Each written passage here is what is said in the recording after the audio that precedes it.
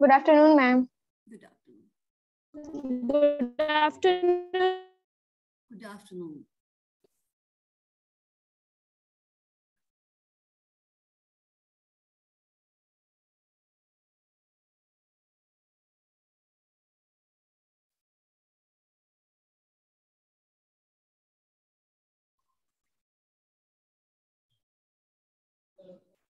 ठीक है, last class में हम लोग डेलीगेशन पढ़ रहे थे, है ना? Good afternoon. Good afternoon ma'am. Good afternoon Manish. चलो निकल गया तुम क्या लगे? हाँ Manish, you are in the class. तो सर सॉरी मैम। ध्यान रखिए। Good morning ma'am. Good afternoon. एक मिनट शेयर करती हूँ स्क्रीन।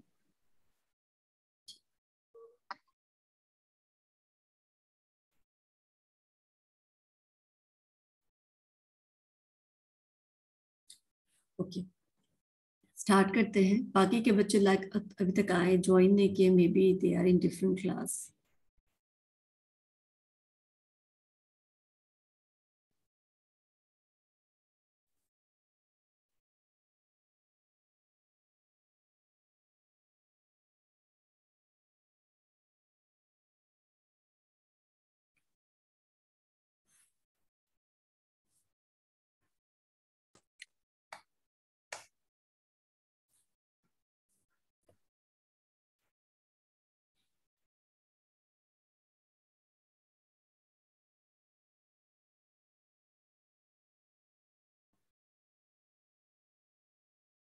कैमरा ऑन कर लीजिए सब लोग।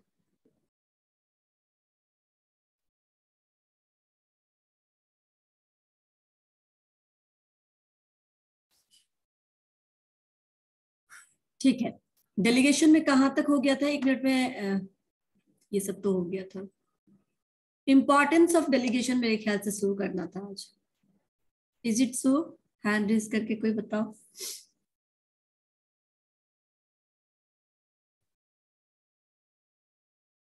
यस अमृता? Yes, ma'am. यही करना था ना, ठीक है। डेलीगेशन का मतलब समझ में आ गया था। डेलीगेशन का मतलब होता है कोई टास्क, अब एक सीनियर जब अपने जूनियर को कोई टास्क, अपना कोई वर्कलोड शेयर करता है अपने जूनियर के साथ, तो उसको बोलते हैं काम डेलीगेट करना। और जब हम काम डेलीगेट करते हैं तो उस काम को कंप्लीट करने के लिए, उस काम को खत्म करने के लिए जो रिक्वायर्ड रिसोर्सेज या फ्रीडम जो भी हमें देना होता है, हम वो भी उसको देते हैं। ये कहलाता है delegation of duties as well as delegation of authorities. And इसके साथ ही जब काम टास्क फिक्स हो जाता है तो उसको बोलते हैं कि इसमें रिस्पॉन्सिबिलिटी, ऑथोरिटी, अकाउंटेबिलिटी अब उसके पास है, उसको वो भी अकाउंटेबल उस काम को पूरा करने के लिए, और जिसको फर्स्ट हैंड गया है वो तो अकाउंटेबल है ही, राइट? सो इसीलिए हम इसका इंपॉर्टेंस देख लेते हैं। What is the importance of delegation? क्यों डेलीगेशन इंपॉर्टेंट है? सबसे पहले तो डेलीगेशन हम नहीं करेंगे तो एक आदमी अकेला सारे काम को कर नहीं पाएगा, तो काम ही खत्म नहीं होगा, राइट? इसीलिए भी उसको इनेबल कर, उसको देना पड़ता है, किसी और के साथ शेयर करना पड़ता है। It enables managers to distribute their workload, यानी कि डेलीगेशन की मदद से, since they can delegate their duties and authorities to their juniors, उनको क्या फायदा होता है? उनको ये फायदा होता है कि वो अपने काम को शेयर कर सकते हैं अपने जूनियर्स के साथ, और काम को लिमिटेड टाइम फ्रेम में अकम्प्लिश या खत्म किया जा सकता है, राइट? आप वर्कलोड रिड्यूस कर सकते हैं। वर्कलोड रिड्यूस कर सकते हैं मतलब जो अननेसेसरी वर्क है, जो उतना इंपॉर्टेंट वर्क नहीं है, वो कोई और भी कर सकता है, आप उसको डेलीगेट कर सकते हैं। तो आपके ऊपर से जो मेन रिस्पॉन्सिबिलिटी का आपका काम रहेगा, आप उसी पे फोकस कर पाएंगे। सेकेंड इंपॉर्टेंस है delegation facilitates quick decision making. क्यों क्विक डिसीजन मेकिंग? क्योंकि जब आप ट्रांसफर करते हो अपने काम, तो ऑब्वियसली उस पॉइंट पे ट्रांसफर किया जाता है जिस पॉइंट, जो सबसे नजदीकी पॉइंट होता है काम से, ठीक है ना? वर्क, जैसे कि मैं बताती हूँ कि अगर एचआर मैनेजर कुछ काम डेलीगेट करेगा तो वो असिस्टेंट एचआर मैनेजर करेगा, जो उसके सबसे नजदीकी पोजीशन है उस काम को करने के बाद, ऑथराइज है उस चीज के लिए, उसी को वो अपना काम डेलीगेट करता है, ठीक है? तो वो चूंकि काम के क्लोजर पोजीशन पे काम को डेलीगेट किया जाता है, जहां पे जिसको काम करना है उसके बहुत क्लोजर पॉइंट पे उस जो रहते हैं लोग उसको काम दिया जाता है। इसीलिए क्या होता है, डिसीजन मेकिंग बहुत इजी हो जाता है। वो समझता है कि यहाँ पे क्या प्रोज एंड कौन से, कैसे मैं काम को करूंगा तो काम हो पाएगा। इसीलिए डिसीजन मेकिंग आसान हो जाता है क्योंकि वही आदमी उस काम को करने में इन्वॉल्व है। दोनों पॉइंट समझ में आया या कोई डाउट है? ओके। थर्ड है, delegation helps to improve the job satisfaction, motivation and morale of subordinates. यानी कि डेलीगेशन करके आप अपने एम्प्लॉयज का या सबऑर्डिनेट्स का उनको मोटिवेटेड रख सकते हो, उनके मोरल को हाई कर सकते हो और उनसे उसको जॉब सेटिस्फैक्शन भी मिलेगा। कैसे? Whenever some senior delegates some task to their junior, they delegate the task of their own status. वो अपने रैंक का, अपने पोजीशन का टास्क क्या करते हैं, कुछ टास्क असाइन करते हैं अपने सबऑर्डिनेट्स को। तो सबऑर्डिनेट्स को 2-3 चीज लगता है। एक तो लगता है कि ट्रस्ट है हमारे सीनियर को हमारे ऊपर कि हम ये काम को अच्छे से कर सकते हैं। दूसरा, उसको थोड़ा सा हायर लेवल का काम सीखने का मौका मिलता है तो उसके मोरल को बूस्टअप मिलता है और उससे उसको जॉब सेटिस्फैक्शन भी होता है उस काम को करके, राइट। तो इससे क्या होता है, जो आपके सबऑर्डिनेट्स होते हैं वो बेहतर फील करते हैं, वो मोटिवेटेड या उनका जो मोरल होता है वो हाई होता है। थर्ड, डेलीगेशन है, ये तो हो चुका है। फोर्थ पॉइंट अभी देखते हैं। फोर्थ पॉइंट क्या है? By clearly defining authority and responsibility. जब काम को डेलीगेट किया जाता है यानी किसी को काम दिया जाता है, राइट, तो उसको हम क्या करते हैं, जिस तरीके का हम काम देते हैं उतनी रिस्पॉन्सिबिलिटी और उस काम को पूरा करने के लिए ऑथोरिटी वेल डिफाइंड होता है। तो मैनेजर इससे क्या करते हैं, मैनेजर और सबऑर्डिनेट्स के बीच में एक अच्छा रिलेशनशिप बनता है। क्यों? क्योंकि कोई कंफ्यूजन नहीं है, बिल्कुल वेल डिफाइंड है कि तुमको क्या काम दिया गया, उसके लिए तुमको क्या क्या डिसीजंस खुद से लेने हैं। ठीक है, दोनों चीज दिए गए हैं तो इससे क्या होता है, रिलेशनशिप अच्छा रहता है मैनेजर और सबऑर्डिनेट के बीच में। अगर सिर्फ टास्क दे दिया जाए, अथॉरिटी ना दिया जाए तो भी कंफ्यूजन, कितना टास्क किसको दिया गया ये क्लियरली डिफाइन नहीं हो तो भी कंफ्यूजन। इसीलिए अंडरस्टैंडिंग को बढ़ाता है between the manager and subordinates. क्योंकि जब भी कोई सीनियर आपको काम देता है तो क्या होता है, जब कोई सीनियर आपको काम देता है तो वो काम कैसे करना ये भी समझाता है। इससे क्या होता है कि आप लोग कम्युनिकेट करते हो और कम्युनिकेशन जितना अच्छा होगा इतने अच्छे रिलेशनशिप्स डेवलप होंगे मैनेजर और सबऑर्डिनेट्स के बीच में। अगर कम्युनिकेशन गैप है, नहीं है या बिल्कुल नहीं है या फिर थोड़ा बहुत है, इससे क्या होगा कि आपके कम्युनिकेशन बेहतर नहीं हो पाएंगे। आपको हमेशा कुछ ना कुछ डाउट्स रहेगा जो आप क्लियर नहीं कर पाएंगे क्योंकि आपको लगता है कि मैं डाउट्स कैसे क्लियर करूं, मैं तो इतनी बातचीत नहीं होती। समझ में आया?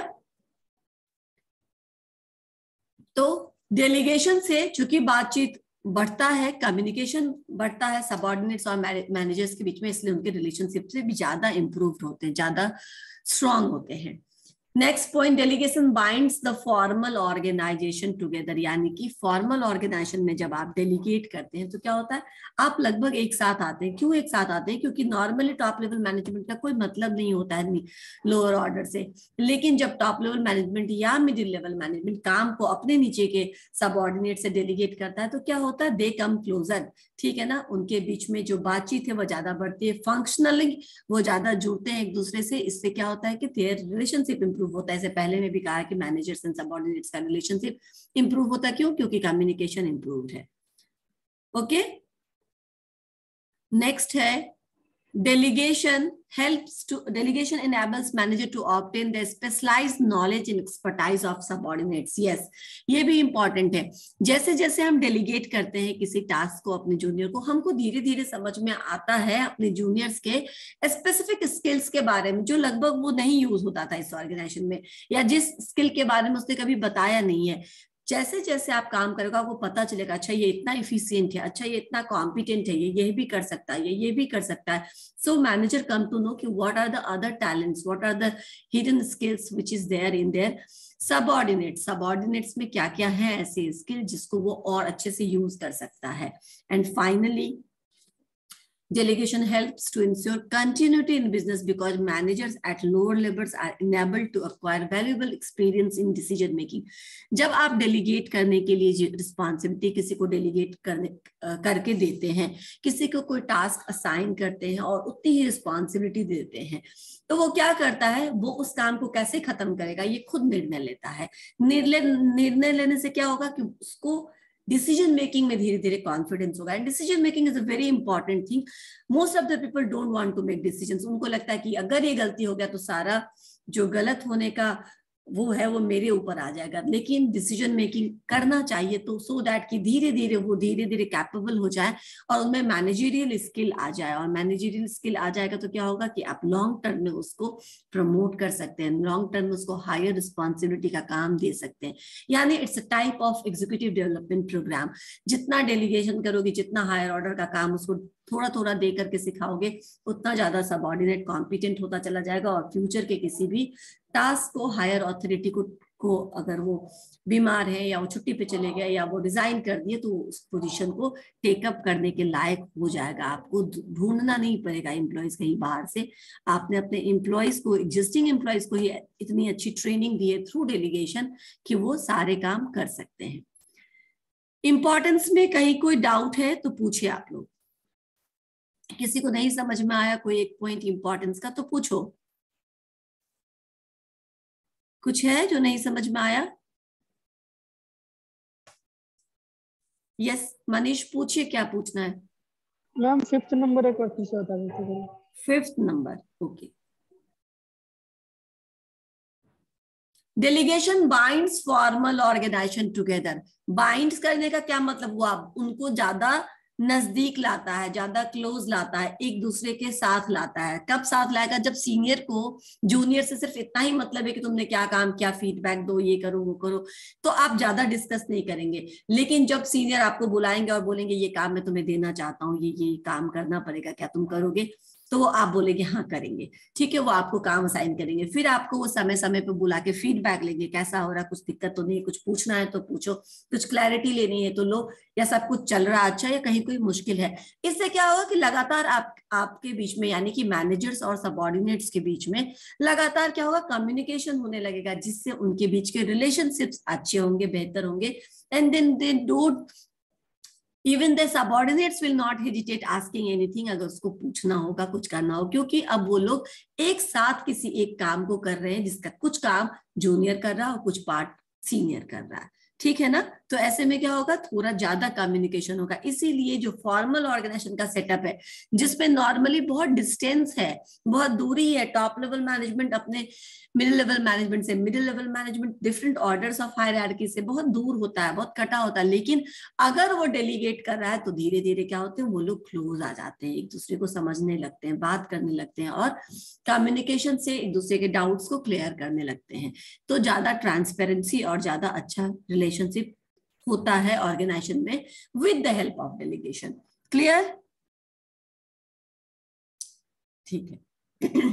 नेक्स्ट, डेलीगेशन का अभी हम लोगों ने इंपॉर्टेंस देखा ना। प्रोसेस ऑफ डेलीगेशन बिल्कुल सिंपल है, इसमें भी ज्यादा स्टेप्स नहीं है, 4 स्टेप्स ही हैं। प्रोसेस में भी क्या करना होता है, सबसे पहले result, what result is expected from the subordinates. Subordinate से आपकी एक्सपेक्टेशंस क्या है, पहले आप ये डिटरमाइन करिए, ये फिक्स करिए। मैनेजर को सबसे पहले डिफाइन करना होता है कि ऑर्गेनाइजेशनल ऑब्जेक्टिव्स को अचीव करने के लिए सबऑर्डिनेट्स को क्या करना पड़ेगा। He wants to obtain from his subordinates for the achievement of organisational objectives. आप मैनेजर को क्या करना है, डिफाइन करना है। क्या रिजल्ट?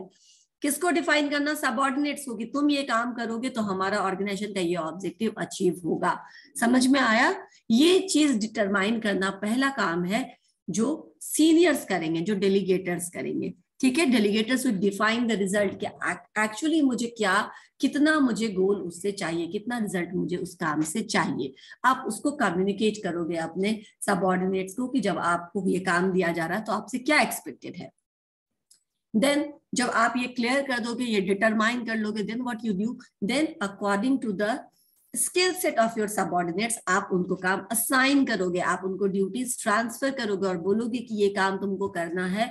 और ये डेलीगेशन होता on the basis of qualification, experience, aptitude of the subordinates का क्या क्वालिफिकेशन, उनके पास क्या स्पेशल ऐसा स्किल सेट है जिससे आपको लगा कि वो ये काम कर सकते हैं। ये सब चीज देखने के बाद, या उनको कितने सालों का एक्सपीरियंस है इस काम को करने के लिए, क्या वो कर पाएंगे या नहीं कर पाएंगे, ये सब कुछ देखने के बाद आप क्या करते हैं, अपने सबऑर्डिनेट्स को वो काम असाइन करते हैं। तो ड्यूटीज को असाइन करने से पहले आप उनके क्वालिफिकेशंस, उनके एक्सपीरियंसेस को ध्यान में रखते हैं कि क्या ये कर पाएगा, या अगर वो नहीं भी कर पाएगा, उसने पहले कभी नहीं भी किया है, तो आप छोटा सा टास्क दे के देखते हैं कि वो कर पाता है कि नहीं। अगर वो कर लेगा तो उससे थोड़ा बड़ा काम लेंगे, सो दैट कि आप भी कॉन्फिडेंट हो पाइएगा कि आप किसी ऐसे टॉम डिक एंड हैरी को नहीं ट्रांसफर कर रहे हैं काम, आप किसी होनहार आदमी को ही काम दे रहे हैं जो कर सकता है। ठीक है, एक आध बार गलतियां भी होगी तो उससे भी सीख लेगा, ठीक है, लेकिन तब बहुत हाई प्रायोरिटी वाला काम नहीं देंगे जिसकी गलतियों से बहुत ज्यादा लॉस या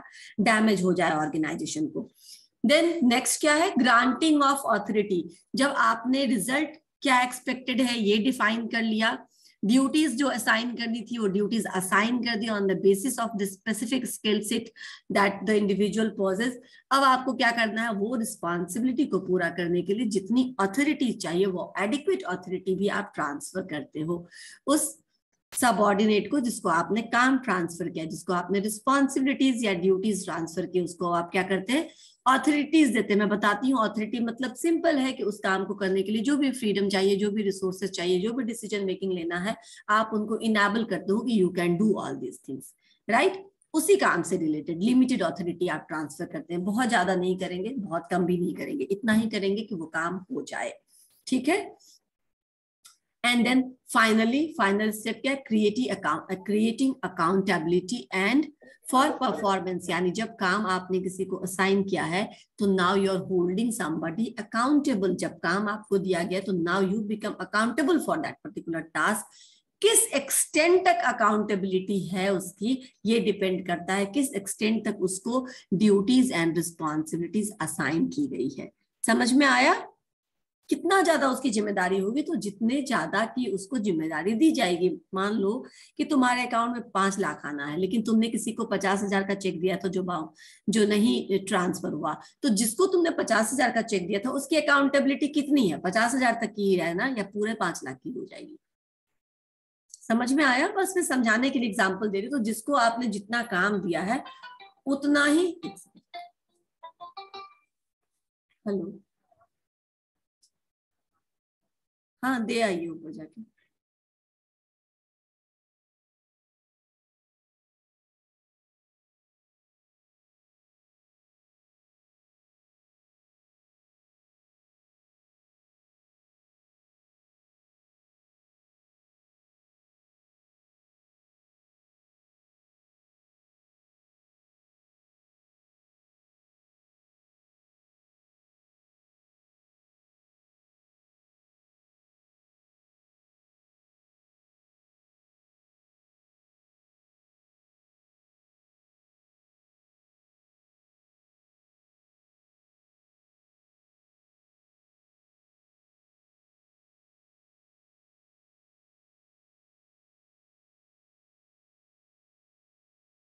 ओके, तो मैं आपको बता रही थी कि अकाउंटेबिलिटी कैसे तय करेंगे, तो जितना आपने उसको रिस्पॉन्सिबिलिटी और ऑथोरिटी दी है उतने के लिए वो अकाउंटेबल हो जाएगा। इसीलिए डेलीगेशन में कहते हैं कि this is it has 3 important tools.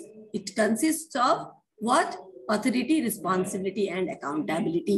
ये तीनों जब आप ट्रांसफर करते हैं तभी कोई आदमी उत्तरदायी होता है उस पर्टिकुलर काम के लिए, जवाबदारी उसकी बन जाती है, ठीक है। एंड और ये तीनों इंटरडिपेंडेंट है। इंटरडिपेंडेंट मतलब एक दूसरे से जुड़े हुए हैं। जैसे कि आप जितनी बड़ी रिस्पॉन्सिबिलिटी दे रहे हैं, एक मिनट अमृता, जितनी बड़ी जिम्मेदारी दे रहे हैं उतना ही अधिक आप ऑथोरिटी दे रहे हैं और उतना ही आप अकाउंटेबिलिटी उसको ट्रांसफर कर रहे हैं। पूछो अमृता। मैम एक बार फिर से वो फर्स्ट वाला बता दीजिए ना। कौन सा? फर्स्ट वाला जो है ऊपर, सबसे पहले जो रिजल्ट डिसाइड करना है ये। Yes ma'am. Determination of result oriented का मतलब हुआ, ठीक है, हैंड ओवर कर लो।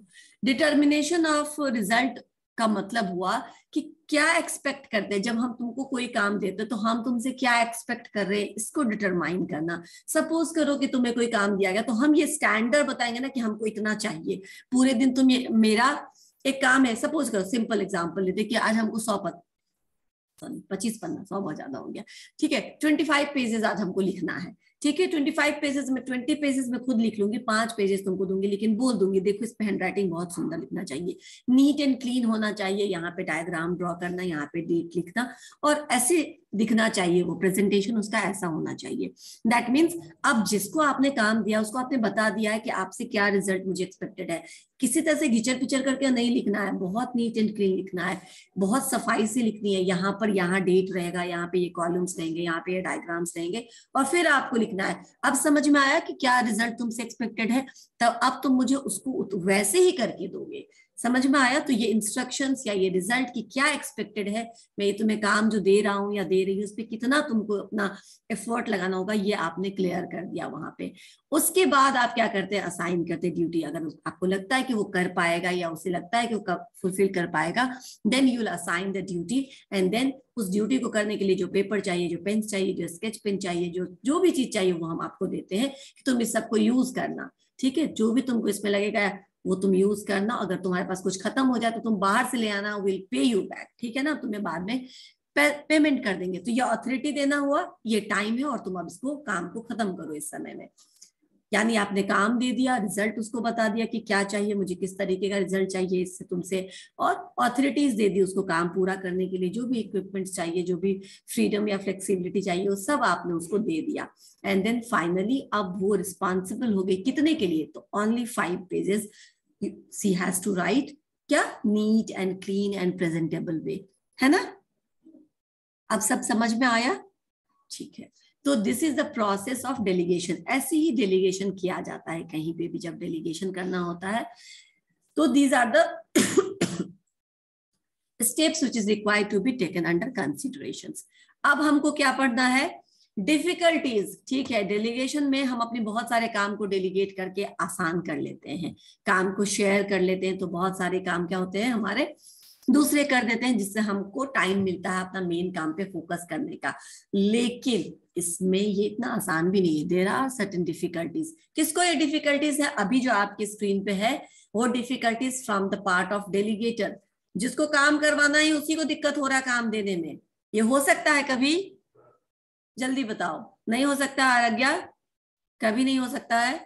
कुछ एक काम ऐसे होते हैं जो आपको देने में मुश्किल होते हैं, इसके सर्टेन सिचुएशंस होंगे, तब आपको मुश्किल होगा काम देने में। हाँ बोलो, मिलिंद ने हैंड रेज किया था फिर तुरंत गायब हो गया, ओके जस्ट ए मिनट। हाँ बोलिए मिलिंद, म्यूट करो, अनम्यूट करो खुद को, I am not listening you, just a minute. अब करो, नॉट ऑडिबल, आप नहीं है ऑडिबल, ओके। या मनीष, यस मैम, दिक्कत हो सकता है। कैसे, कब दिक्कत होगा, तुमको तुम्हारा ही काम किसी और से करवाना है, अपने छोटे भाई से या बड़े भाई से या किसी से, तो क्या दिक्कत होगा, चलो मैंने ढक दिया।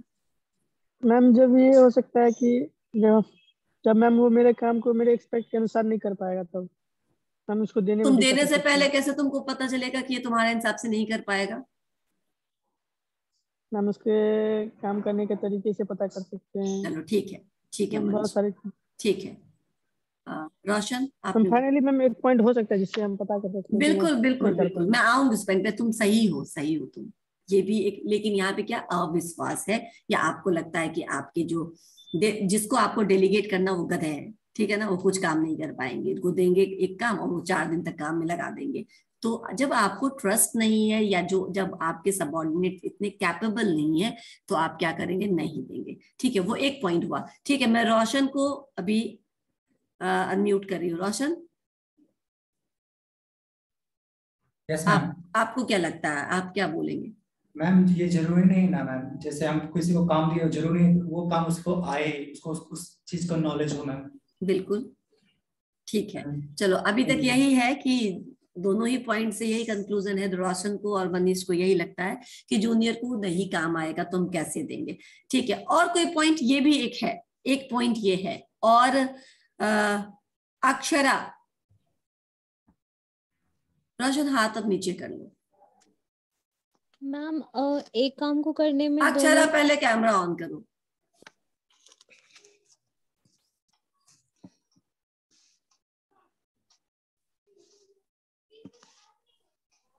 बताओ कैसे पढ़ा है अक्षर को? सो गई थी क्या आप? No ma'am. बोलिए। मैम दोनों का अपना अपना काम करने में एफर्ट अलग अलग लगाते हैं। जैसे सेम थोड़ा, हाँ जैसे थोड़ा एक्सप्लेन जैसे करो। जो हम अपना एफर्ट लगाएंगे वो अलग लगेगा एनर्जी वगैरह, और वो दूसरा जो लगाएगा वो अलग लगेगा। अच्छा, उसका अलग अप्रोच होगा, ठीक है, वेरी गुड, नीचे कर लो हाथ, ठीक है। हाँ अमृता, आप भी कुछ बोलना चाहते हैं, बोलिए।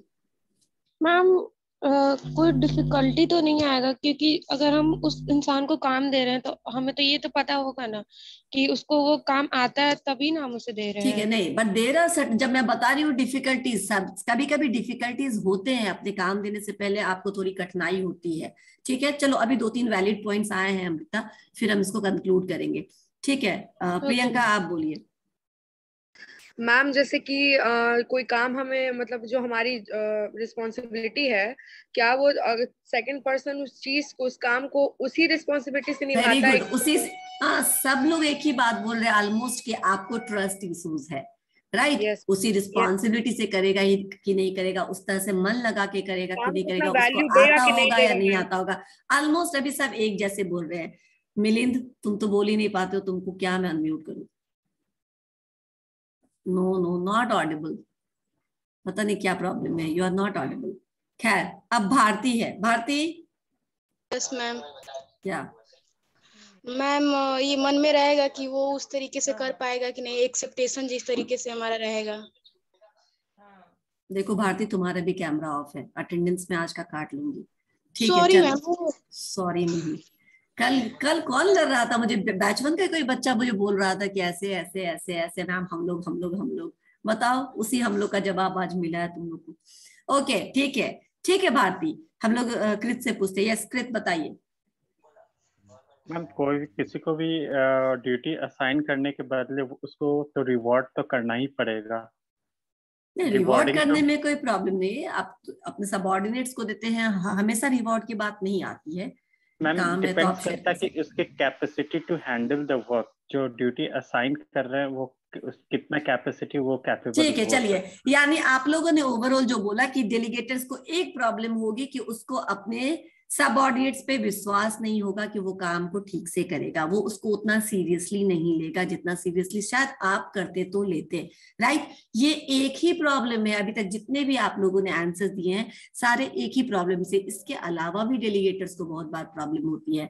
मिलिंद तुम कुछ नया ऐड करना चाहोगे? अब मैं तुमको अनम्यूट नहीं करूंगी अगर इस बार तुम नहीं बोल पाए तो। मैम लैक ऑफ हाँ, सेक्रेसी क्या कर लेते हो, क्यों नहीं आवाज आता है? मैम लैक ऑफ सेक्रेसी की वजह से हो सकता है। ठीक है, कोई सीक्रेट अगर चीज है तो उसको डर है कि वो कॉन्फिडेंशियल मैटर है जो रिवील हो जाएगा। चलो ठीक है, ये भी एक पॉइंट है, ये भी एक डर की बात है। Very good, though it is not written here, लेकिन तुम्हारा पॉइंट बिल्कुल वैलिड है। रोशन आप और कुछ बोलेंगे? हाँ करिए अनम्यूट।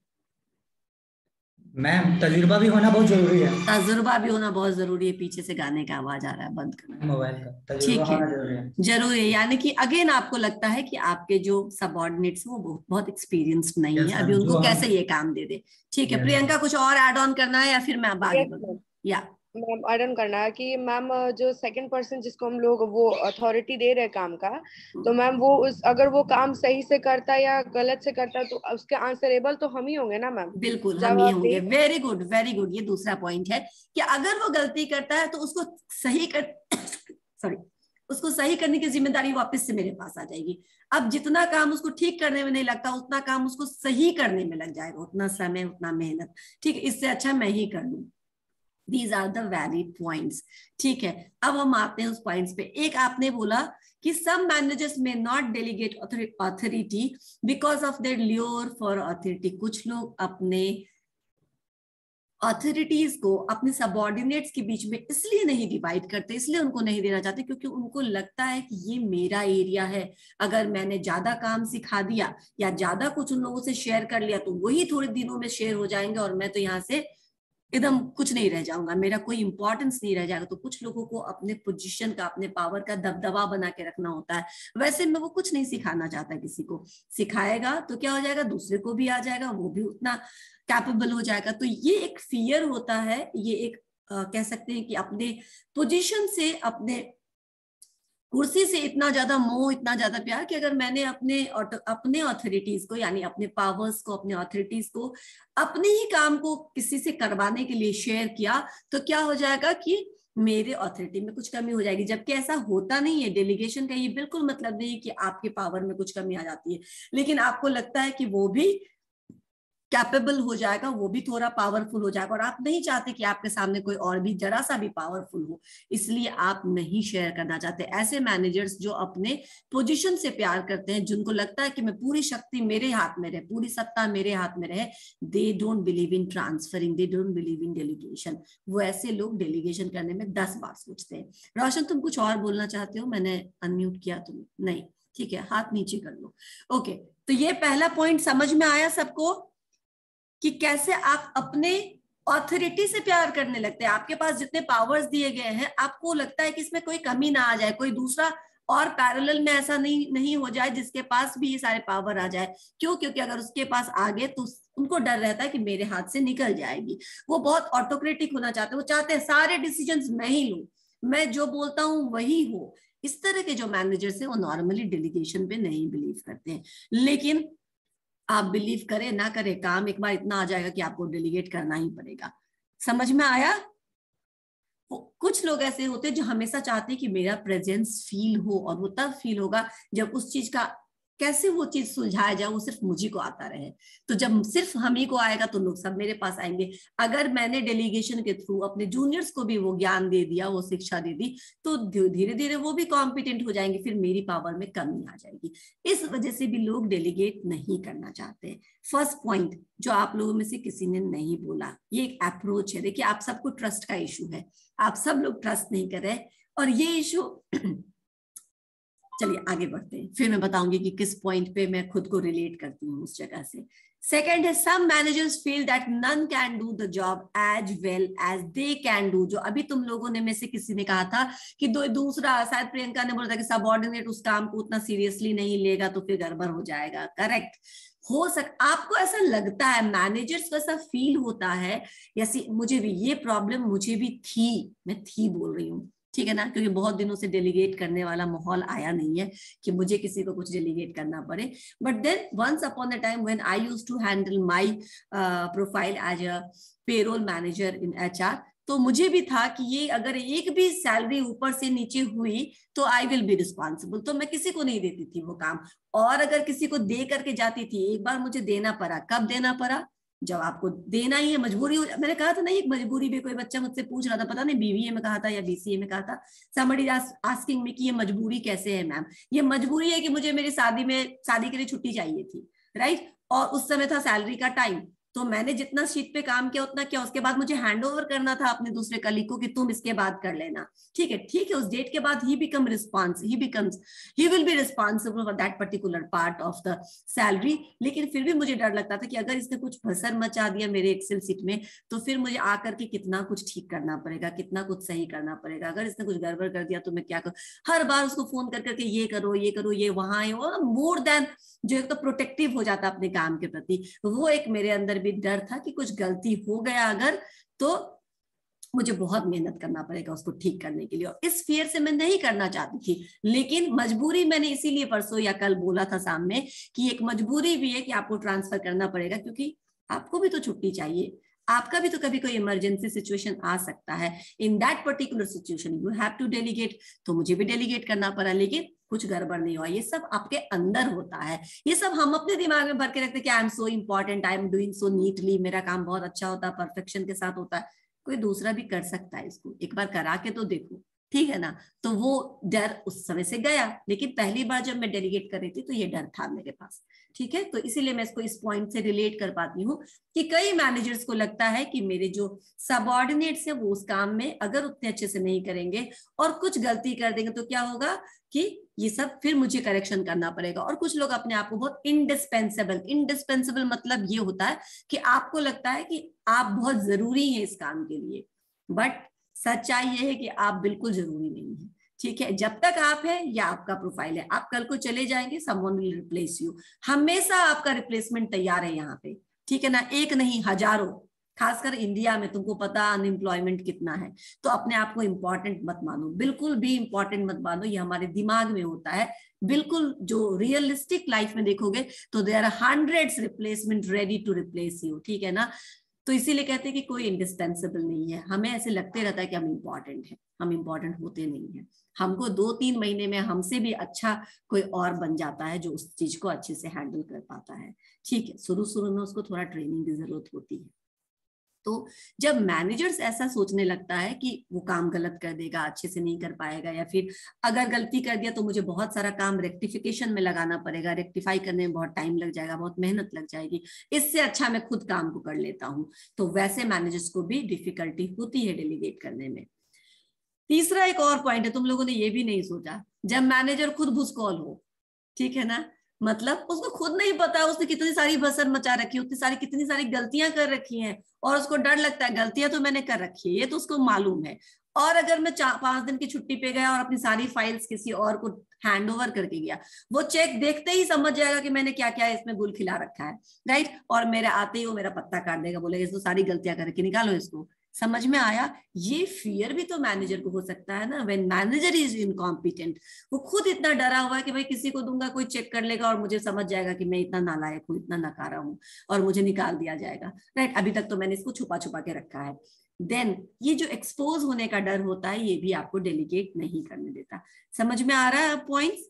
आप लोग सब एक पॉइंट को पकड़ लिए थे कि जब जूनियर को काम को, वो भी एक पॉइंट है, वो भी एक वैलिड पॉइंट है, लेकिन इसके अलावा और भी डिफिकल्टीज है। अब और क्या डिफिकल्टीज है? Few managers are inclined to accept the risk of wrong decision. जो आप लोगों के आंसर में ये भी एक आंसर था कि कुछ लोगों को ना रिस्क नहीं लेना होता, कि अगर जूनियर ने गलती कर दी तो ये रिस्क मेरे ऊपर आ जाएगा। शायद ये भी प्रियंका ने बोला था कि रिस्क नहीं लेना चाहते हैं, ये रिस्क कवर करना पड़ता है सीनियर को कि उसने गलती की तो उसका रिस्क मेरे ऊपर आ जाएगा कि क्या से हुआ क्या हुआ, और फिर मुझे बहुत कुछ करना पड़ेगा उसको बचाने के लिए, तो ये रिस्क मुझे नहीं कवर करना। They don't want to take that risk, ठीक है। इसीलिए वो डेलीगेट भी नहीं करना चाहते हैं, वो चाहते हैं कि हम खुद ही कर ले। लेकिन कैलकुलेटेड रिस्क लेना पड़ता है आपको, नहीं रिस्क लेंगे तो हमेशा वैसे ही प्रॉब्लम्स से जूझते रहेंगे। But some managers are not readily wanted to take that particular risk. Next एक और प्रॉब्लम है, ये आया कि नहीं? हाँ, कॉन्फिडेंस का अभाव, ठीक है। अपने सबऑर्डिनेट्स में आपको ट्रस्ट इश्यूज है, आपको कॉन्फिडेंस नहीं है, आपको लगता है कि इसको दूंगा लेकिन कर नहीं पाओ। बहुत बार ऐसा हो जाता है, when you delegate the task कर नहीं पाते हैं। मैंने ही अपने ही एग्जाम में ऐसा काम किया था। 10th का एग्जाम था, फिजिक्स का 2 पेपर था, मतलब फिजिक्स का 2 पेपर नहीं था, एक दिन में 2 सब्जेक्ट्स का एग्जाम था, राइट। एक सब्जेक्ट का जिसका भी एग्जाम था उसकी तो तैयारी हो गई थी, दूसरे का रिवीजन एक बहुत इंपॉर्टेंट एस्पेक्ट होता है एग्जामिनेशन पॉइंट ऑफ व्यू से। शायद आप लोगों को भी ऐसा लगता होगा, एक बार जब तक सारा पन्ना नहीं पलट लिया ना, तब तक फिर से दिमाग में आता नहीं है। मेरे साथ तो ऐसा ही होता था, कालिदास जैसे मैं एग्जाम के दिन अगर एक पन्ना पूरा पलट लूं तो फिर मेरा वो एग्जाम अच्छा जाता था। अगर वो कॉपी नहीं खुला तो फिर कुछ भी हो सकता था, मतलब अच्छा भी हो सकता था, एवरेज भी हो सकता था, ठीक है। वो होता था, वो मेरे साथ होता था।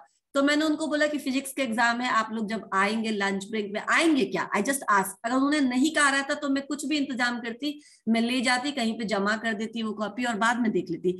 बट मेरे घर के कुछ भैया लोग थे, तो मैंने उनको बोला, वो बोले हाँ ले आएंगे तुम चिंता मत करो, ठीक है ना। बोल तो दिया ले आएंगे, लेकिन मैं पूरा रिसेस ब्रेक में वेट ही करते रह गई, नोबडी टर्न अप, ठीक है ना। ऐसे छोड़ने के लिए 3-3 लोग आए थे उस दिन, कोई नहीं आया ब्रेक में वो कॉपी लेके। फिर मेरा एग्जाम जैसा जाना था वैसा ही गया, ठीक है। मतलब मैंने देखा ही नहीं तो कैसा जाएगा, जैसा याद था, जो भी याद था वो लिखा होगा। मैंने उनसे पूछा आप लोग आए क्यों नहीं, आप लोगों को इतना इंपॉर्टेंट मैंने काम दिया था, इसकी वजह से मेरा एग्जाम ये नहीं आया, जो भी दिक्कत हुई मैंने बताया। तो बोले अच्छा, हम लोग थोड़ा जोर घटा करने लगे थे। बाद में पता चला वो लोग जोर से मूवी देखने चले गए थे उस बीच में। तो दिस इज हैपेंस। वो सीरियसली नहीं लिए मेरे काम को ना, उनको लगा कि हो जाएगा, ऐसे ही मूर्ति पढ़ने का आदत हो गया, कुछ करने का आदत हो गया। एग्जाम से पहले कौन पढ़ता है, जो तैयारी होगा वही लिख देगी। ये सब होते हैं ना हमारे आर्ग्यूमेंट्स अपने आप को समझाने का। तो buddy came with that particular thing. तो आपको क्या होता है, आप ये रिस्क नहीं लेना चाहते हैं ऑर्गेनाइजेशंस में कि इस तरीके का बिहेवियर हो किसी का, जो कमिटमेंट तो कर दे लेकिन उसको फुलफिल करने में सक्षम नहीं हो, या नहीं करने के लिए इतना विलिंगनेस शो करे, तो भी डर होता है मैनेजर्स को काम असाइन करने में। कॉन्फिडेंस की कमी आ जाती है। समझ में आया कि आपको अपने सबऑर्डिनेट्स या जिसको भी आप डेलीगेट करें उस पर आपको कॉन्फिडेंस नहीं है कि वो करेगा, वो उतनी सीरियसली लेगा उस चीज को। नेक्स्ट है क्या पॉइंट है ये? A manager is not likely to delegate authority when he can not issue suitable directions. ये बहुत बड़ा प्रॉब्लम है। ये प्रॉब्लम है कि जब आप ठीक से कन्वे नहीं कर पाते हैं अपना मैसेज या कम्युनिकेट नहीं कर पाते हैं खुद को। कोई भी चीज जब आप किसी को हैंड ओवर करोगे कि ये काम आपको करना है, तो आप इंस्ट्रक्शंस दोगे या नहीं दोगे?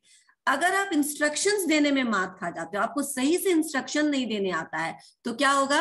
वो काम गड़बड़ हो जाएगा। तो देखो कई बार होता है, लोगों से तुम फोन पर पूछो, अब तो खैर गूगल मैप का जमाना है, लोग मैप करके पहुंच जाते हैं कहीं से कहीं, लेकिन एक टाइम था कि लोग पूछते थे कि कहाँ आना है मुझे, पूछते हैं ना।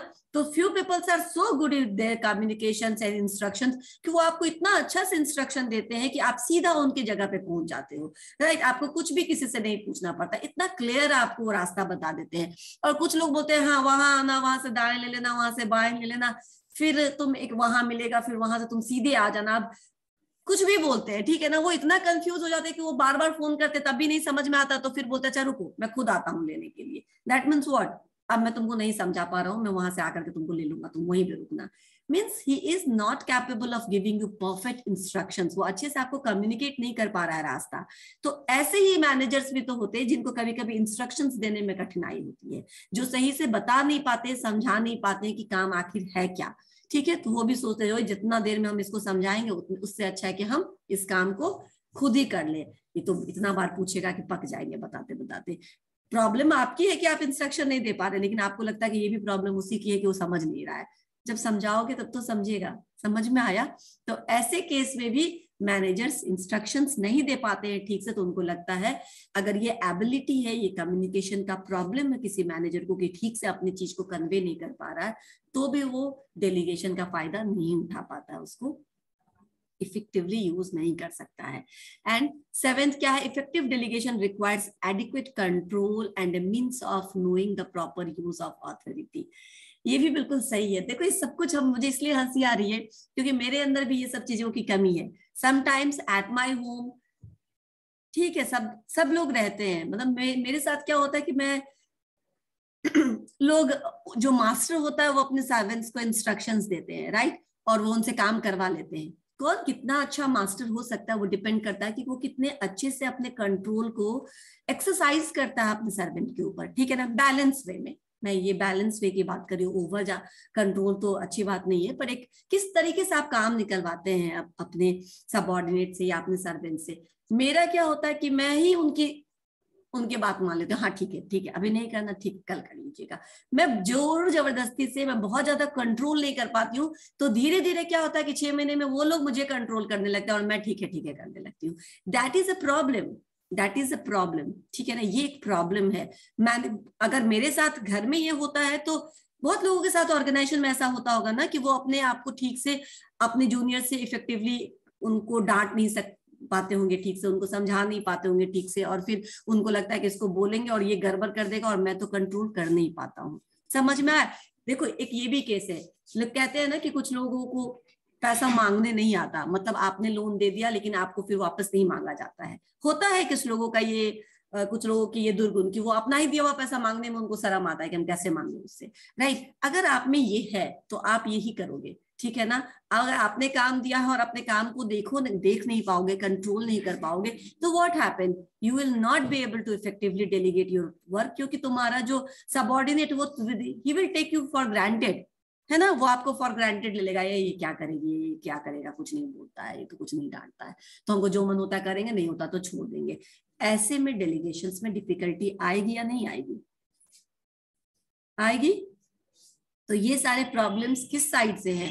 जिसको डेलीगेट करना है उसी साइड से है, जिसको काम करवाना उसी को लग रहा है कि ये सारी डिफिकल्टी है। जब तक वो इसके ऊपर नहीं जाएगा तब तक वो काम को इफेक्टिवली डेलीगेट नहीं कर पाएगा। मैं बार बार इफेक्टिवली डेलीगेट कर रही हूँ, इसका मतलब क्या हुआ कि आप अच्छे से जो काम आप देंगे उसका वैसा ही रिजल्ट आए, ये चीज आप इंश्योर नहीं कर पाइएगा, ठीक है ना। जब आप में ये सारी प्रॉब्लम्स नहीं रहेगी तो आप अच्छे से दे पाइएगा, ठीक है ना, अच्छे से काम को करवा पाइएगा। नाउ इसका एक और पार्ट है, ये क्या है, सबऑर्डिनेट्स के पार्ट में भी तो कुछ ना कुछ डिफिकल्टी होती है, ठीक है ना। नॉन एक्सेप्टेंस ऑफ डेलीगेशन, यानी सबऑर्डिनेट क्या करेंगे, या तो एक्सेप्ट नहीं करेंगे या फिर एक्सेप्ट नहीं करने के लिए दिखाएंगे कि ये एटलीस्ट वो अपना दूसरा रास्ता ढूंढेंगे कि मुझे ना मिल जाए ये काम, मुझे ना करना पड़े ये काम। कब होगा ये? जब सबऑर्डिनेट्स को लगता है कि ये जो काम मुझे दिया जा रहा है इसका तो मुझे ABC भी नहीं आता, ये क्या बोल रहे हैं सर, मुझे तो कुछ नहीं आता। बिल्कुल lack of confidence.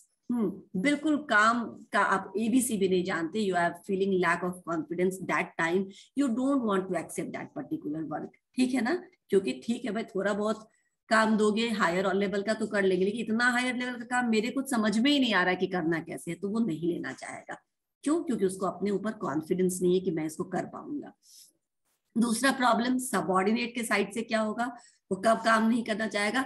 when subordinates are unwilling to accept authority due to the desire to play safe by depending on the boss। ठीक है ना, हमने आपको थियरी एक्स और थियरी वाई तो बताया ही है।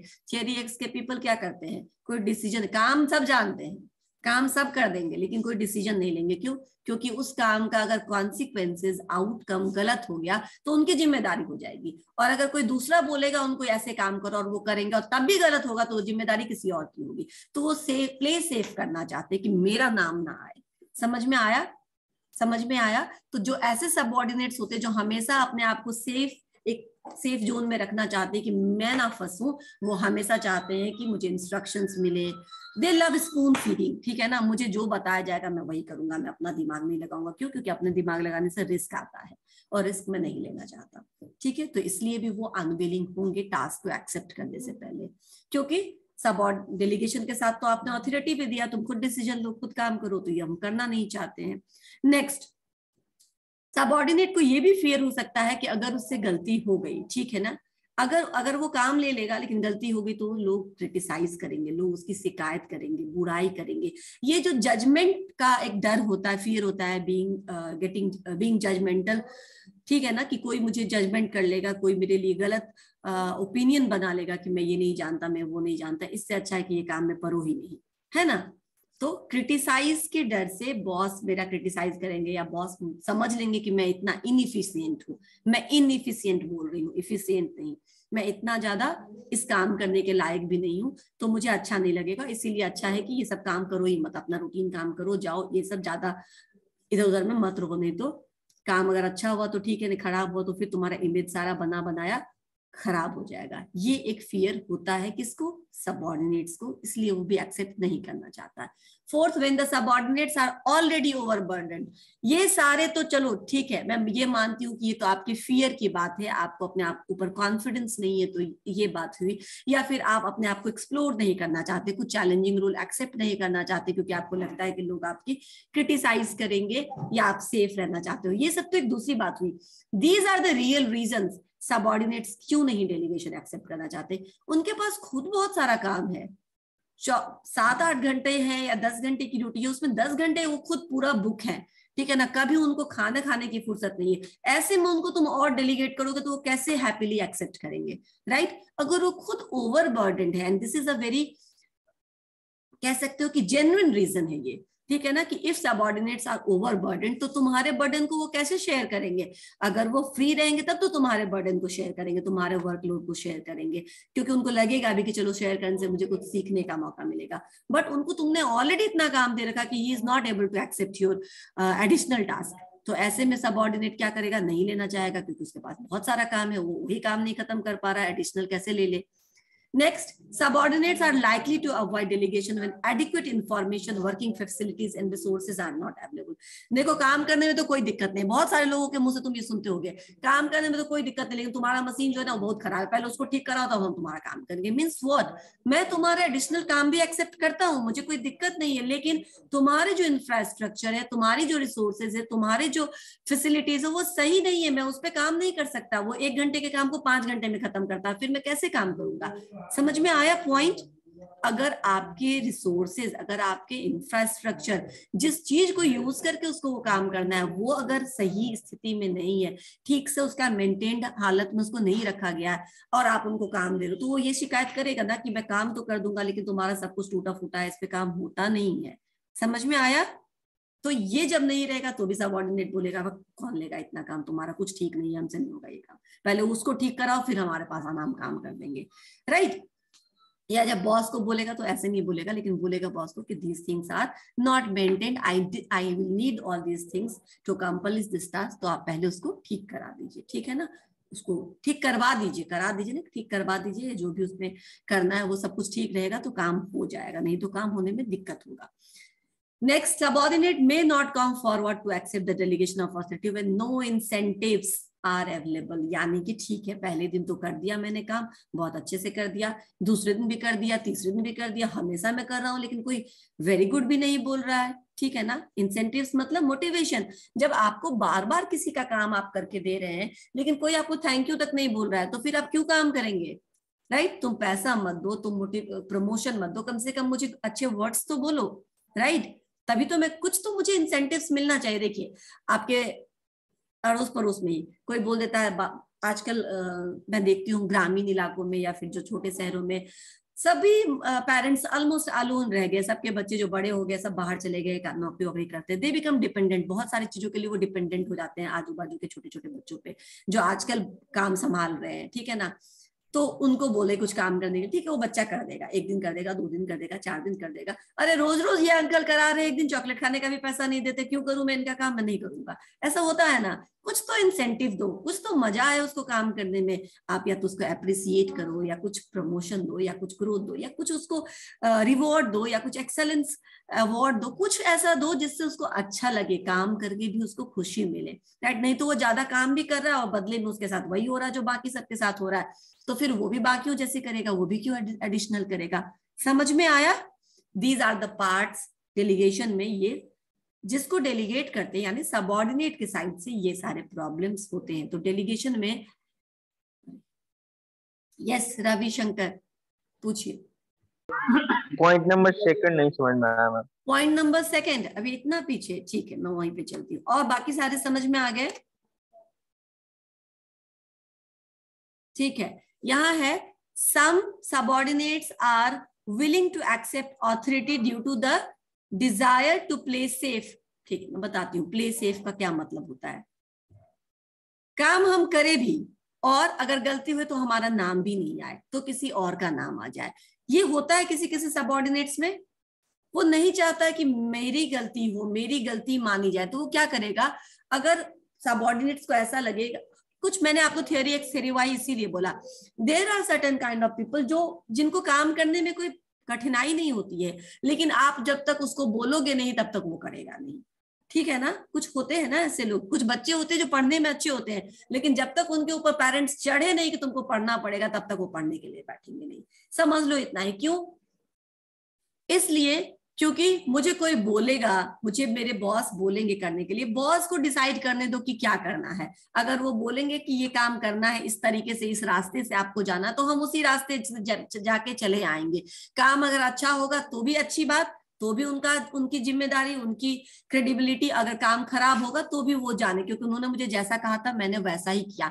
इसमें क्या हुआ, आप अपने ऊपर कुछ लेना नहीं चाहते हैं। समझ में आया। आप कोई रिस्पॉन्सिबिलिटी कुछ अपने ऊपर नहीं आने देना चाहते हैं। आप चाहते हैं कि मैं हमेशा सेफ जोन में रहूं, इसी को बोलते प्ले सेफ, यानी हमेशा अपने आप को बचा कर खेलना। समझ में आया। अपने बचाव देखते हुए, हमेशा ऐसा नहीं होता है। जब आपको काम दिया जाता है तो sometimes you have to come at the front, ठीक है ना। आप चैलेंजेस एक्सेप्ट करते हैं तो हमेशा अपना बचाव देखेंगे, तो आप फिर काम को इजिली एक्सेप्ट नहीं कर पाएंगे। क्लियर हुआ रवि? ठीक है, ओके। अब ये दोनों पॉइंट खत्म हो चुका है, तो नेक्स्ट हम लोग नेक्स्ट क्लास में करेंगे इसके बाद का जो भी बचा। Today we actually we basically discuss the process of delegation and what are the difficulties in delegation from the manager point of view and from the subordinates point of view। इसमें किसी को और कोई मुश्किल है और कुछ जानना है? नहीं, ठीक है। अटेंडेंस ले लेती हूँ मैं थोड़ी देर, म्यूट ही रहो। एक मिनट देखो, तुम लोग सब स्क्रीन देख लो और देख लो कि कितने बच्चे गायब है स्क्रीन से, ठीक है ना। I will not entertain any complain later on. देख लो, दिख रहा है 91, 80, 45 सबके हालत दिख रहे हैं ना। यू कैन ऑल सी, ठीक है। नंदनी, संजना,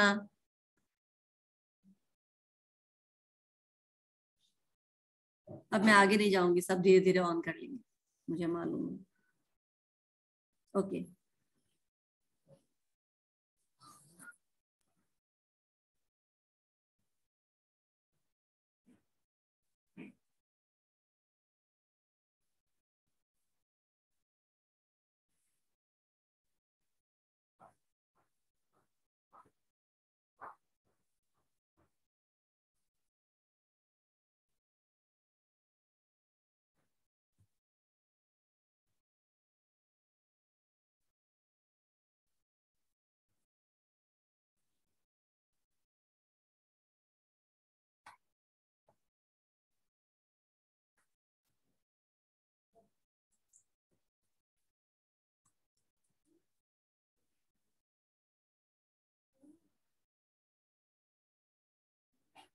ओके, मैं आप सबको थोड़ी देर के लिए अनम्यूट कर देती हूँ।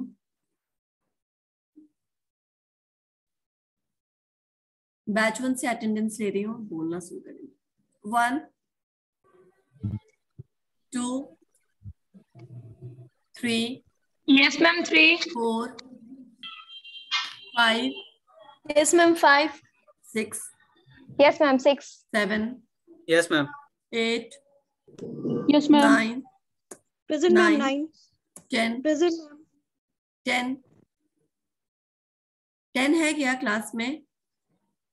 11 12 13 14 15 present ma'am 15 16 16 present ma'am 17 present ma'am 18 yes ma'am 19 yes ma'am 20 20 21 22 present ma'am 23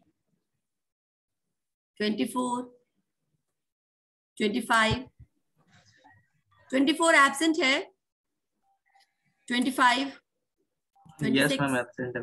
26 present ma'am 27 28 28 29 30 31 yes ma'am 31 32 33 yes ma'am 34 35 36 ma'am 36 का माइक ऑन है 37 ओके 37 38 38 39 39 प्रेजेंट मैम 40 हाँ present ma'am 41 40% okay 41 yes ma'am 42 43 yes ma'am 44 yes ma'am 45 46 45 is there?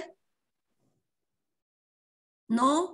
Yes ma'am 46 yes ma'am 42 ठीक है 46 yes ma'am 47 present ma'am 48 present में 48 49 present ma'am 49 50 yes ma'am 50 51 52 53 present ma'am 54 present ma'am 55 yes ma'am 55 56 Today Aarti is not in the class, right? Yes ma'am ma'am उसका join ही नहीं हो पा रहा है आज, पता नहीं क्यों। 56 57 58 yes ma'am 59 60 60 61 present ma'am 62 63 present ma'am 63 64 65 हो गया 64 65 65 66 66 present ma'am 67 68 present ma'am done 69 yes ma'am 69 70 yes ma'am 70 71 72 present ma'am 73 74 yes ma'am 75 76 76 77 78 78 ma'am present 79 78 ma'am हो गया 80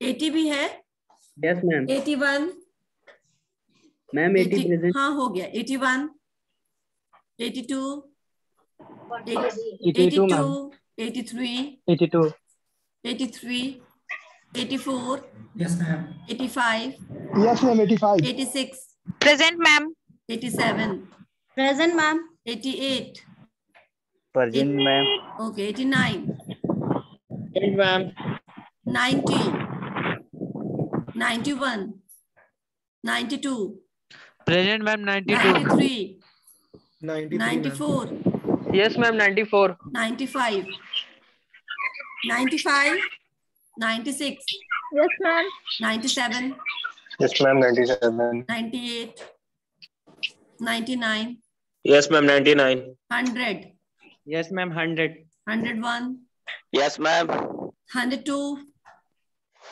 103 104 present ma'am 100 ma'am 105 104 okay 105 106 that's it ना, इतने ही है ना इसमें? मैम 104 मैम हर्ष 104 आनंद का हो बन गया चुका। मैम। किसका? हर्ष मैम 16 रोल मैम। नंबर हाँ बन चुका। और कोई? Thank you ma'am. Ma'am 94 ma'am 94 आपने बोला है? हाँ बन गया है। मैम जिसने बोला है 11 में 26 बोला था। नो मैम अनम्यूट नहीं हो रहा था, मैंने मैसेज अच्छा कर ठीक दिया है मैं देख लेती हूँ। देखो क्रॉस चेक करने के लिए मत पूछो, अगर छूट गया है तो पूछो। 26 हो चुका है। 11 यस मैम यस आशीष छूटा हुआ था। Yes. Okay done, so we are Thank done you. With this. Welcome. Batch 1 के बच्चे लीव कर सकते हैं। Batch 2 thank you ma'am. Welcome. Ma'am कोई 57 का भी नहीं हुआ, वो टेक्स्ट किया है। किसका? चेक B1 57 चैट बॉक्स में है, देख लीजिए। 67 57 मैम 57 ठीक है मैं देख लूंगी। अभी तो आप लोग का ले लेती हूँ बैच 2 का।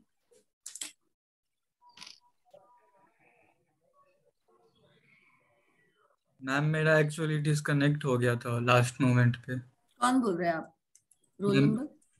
मैम BBA बैच 1 से 76 रोल नंबर। 76 ठीक है 76 आई विल सी। नाम क्या तुम्हारा? मैम हर्ष राज। हर्षराज ठीक है। Yes. 57 बोल रहे हैं और 76 आई विल चेक। ठीक है मैं दोनों का कर दूंगी। ठीक है। Thank you. 1 batch 2 1 2 ma'am 2 3 3 4 5 present ma'am 6 7 yes ma'am 7 8 9 10 present ma'am 10 11 12 13 14 yes ma'am 15 16 17 present ma'am 18 19 20 21 21 not in the class 22 23 24 24 yes ma'am 25 present ma'am 26 present ma'am 27 27 28 ma'am Yes, 27 ma'am, को बनाने 28. जो नाम उसका माइक डिस्कनेक्ट हो गया 28 okay Yes, ma'am, 29 28. 29 मैम 28 हो 30 गया। बस बार बार क्यों मैम पूछते हो? 27 यस मैम 30 हो चुका 30 मैम 31 हाँ हो गया 27 मुझे किसी ने बता दिया। 30 मैम 30 हो चुका 31 32 यस 31 मैम है क्या? 31 है? No 32 yes ma'am 33 yes ma'am 34 35 36 present ma'am 37 38 yes ma'am 39 40 present ma'am 41 42 yes ma'am 42 43 44 45 42 है क्या क्लास में? यस मैम 42 ठीक है 45 46 46 present ma'am 47 48 49 50 present ma'am 50 51 51 52, 53, 54, Yes, ma'am. 55, Yes, ma'am. 56, 57. Present, ma'am. Present, ma'am. कौन कौन प्रेजेंट? Ma'am, 57. Ma'am, और 56 present. चलो ठीक। 58, 59, 60, 61, 62, 63, 64, 65, 66, 67, Present, ma'am. 68, Ma'am, 66. 60, Ma'am, 67. ठीक है। 68, 69, Present, ma'am. 70 Ma'am, 69. हो गया। बस तुम प्रेजेंट बोलो, ठीक है ना, बाकी चिंता मत करो। 70, 70 is there? No. 71, 71 ma'am. 72, Present, ma'am. 73, Present, ma'am. 74, 75, Present ma'am. 76, 77, 78, Present, ma'am. 79, 79, 80, Yes, ma'am. 81, Present ma'am. 82, Present, ma'am. 83, 84, हो गया मैं 85, 86, 87, 88। कहाँ भी म्यूटेड नहीं है वो, अपने आप को म्यूट कर लीजिए प्लीज, आप क्लास में हैं। का म्यूट नहीं है तब से। परविंदर का मैम तब से अनम्यूट है। Sorry ma'am. म्यूट कर लो ना, बाकी लोगों को दिक्कत होता है क्लास में, मुझे भी सुनने में दिक्कत हो रही है इनफैक्ट। ठीक है। 88, Present, ma'am. 89, present ma'am. 90, 90 ma'am present. 91, Present ma'am. 92, 93, Present ma'am. 94, 95, 96, yes ma'am. 97, 98, 99, 100, 101, 102, 101 ma'am. 101 Okay. ma'am. ठीक है। 102, 103, 104, Yes, ma'am. 104. 105, 106, 107, Present ma'am. 107. done. Yes, ma'am. 108, present ma'am. 109, 110। और कोई है क्या 110 के बाद? नो मैम, पर मैम बहुत बच्चों का मैम माइक अनम्यूट नहीं हुआ तो मैम छूटा हुआ अटेंडेंस। कौन से बच्चे का छूटा हुआ है, जल्दी बोलो। मैम रोल नंबर मैम 4 है मैम। कोई बोलो। एक second. Roll number 4, yes. 58 ma'am 6 है मैम। Roll number 6, yes. खराब हो गया। और मैम कौन? 28 है मैम। मैम 93। एक मिनट, एक सीट जाते। 28 नहीं, इसका बना हुआ है रिद्धि का। और कौन बताओ, क्या बना रहा था? मैम 93। 93 आपने नहीं बोला है क्या? अनम्यूट करो। जल्दी बोलिए। बोला था तो बना हुआ है ना। मैं क्रॉस चेक करने नहीं बोल रही, किसी का छूटा हुआ है तो बोलो। मैम 58। 58, हाँ 58 का छूटा हुआ था। और कोई? मैम बन गया ना 58। हाँ, कौन बोल रहा है अभी? Okay, thank you ma'am. और किसी का कोई इशू? मैम 110। 110 बन चुका तुम्हारा। और कोई है? मैम हाँ मैम मैं बोली ना बैच 1 का मेरा जो आया ना तो मेरा लीव हो गया था तो मैंने दोबारा से ज्वाइन किया है। क्या है तुम्हारा? ठीक है, कोई बात मैम नहीं। Roll number 83। ठीक है, roll number 83। I will see now, you can leave. कल भी मैम मेरा छूट गया था एंड आज भी मेरा 2 दिन से लीव हो जा रहा है ठीक है, अटेंडेंस ठीक टाइम पे। बन जाएगा।